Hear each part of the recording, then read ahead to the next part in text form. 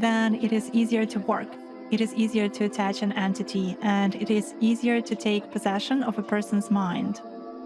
Does it mean that it's more difficult to influence a person if he keeps his thoughts in purity? Yes, absolutely. When faced with various religions, it is very difficult to influence Muslims. They are in a constant connection with the egregore. They do namaz every day and read prayers on a daily basis. They are constantly under some kind of a dome, so it is very difficult to influence them. When you start impacting a person, he begins to address in a prayer.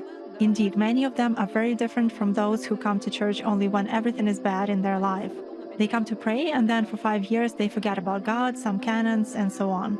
Muslims, as a rule, passionately believe and passionately give energy to their egregore, and this egregore protects them very well. That's why it is very difficult to work to make any kind of influence on a true Muslim believer.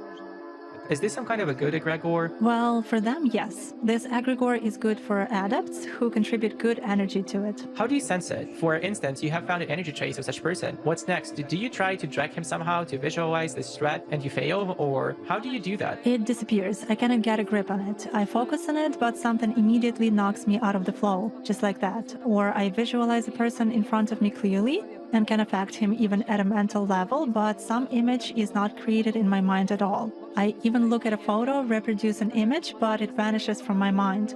Thus, I can clearly see that a person is covered with something. Does this only work with Muslims? It does for me. दोस्तों video आप लोगों ने देख ली और